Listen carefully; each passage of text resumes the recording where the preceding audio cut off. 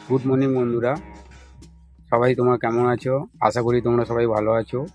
তো আবার আমি চলে এসেছি এমপিসি ডেলি ব্লগ থেকে। তো আজকে রবিবার, আমাদের বাড়িতে আজকে চিকেন বিরিয়ানি রান্না হচ্ছে।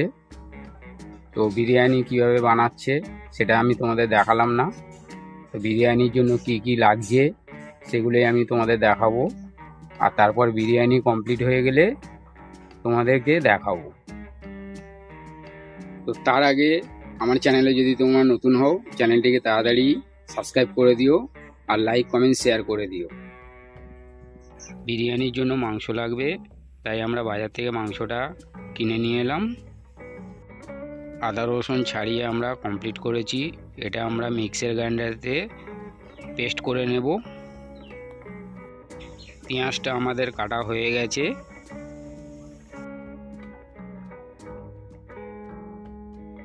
মাংসটা আমরা ধুয়ে পরিষ্কার করে নিলাম। এরপর মাংসের মধ্যে টক দই দিয়ে আমরা মিশিয়ে কমপ্লিট করে নিলাম।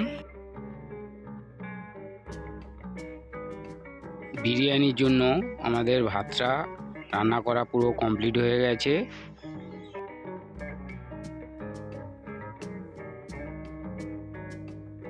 দুধের মধ্যে আমরা আতর, কেওড়া জল, গোলাপ জল আর কালার মিশিয়ে আমরা লিকুইডটা তৈরি করে নিলাম।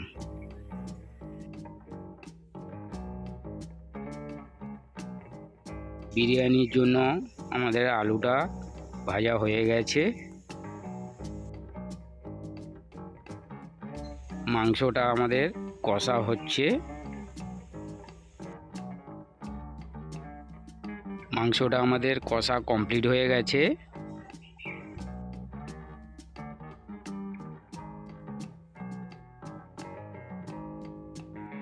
তারপর আমরা হাঁড়িতে অল্প ঘি দিয়ে ভালো করে মিশিয়ে নিলাম। এরপর আমরা হাঁড়ির মধ্যে মাংস কষার গ্রেভিটা অল্প অল্প করে ছড়িয়ে দিলাম।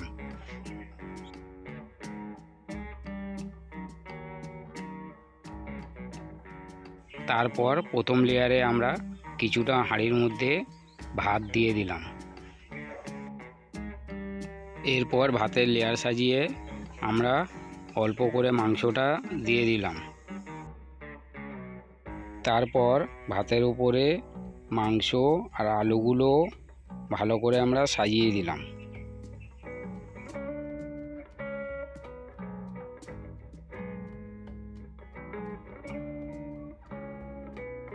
বাকি ভাতটা আমরা লেয়ার সাজিয়ে দিলাম। ভাতটা লেয়ার সাজানোর পরে আমরা বিরিয়ানির মশলাটা ভাতের উপর ভালো করে ছড়িয়ে দিলাম।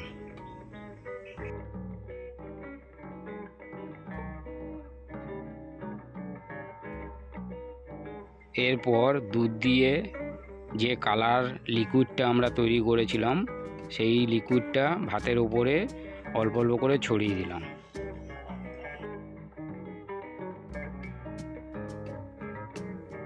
তারপর বিরিয়ানির হাঁড়িটা আমরা দমের জন্য গ্যাসের উপরে বসিয়ে দিলাম।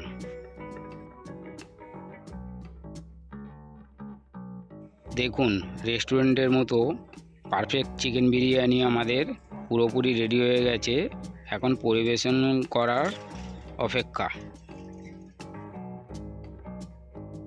এবার আমাদের বিরিয়ানি পরিবেশন করা হয়ে গেছে, তোমরা দেখতে পাচ্ছ সবাই।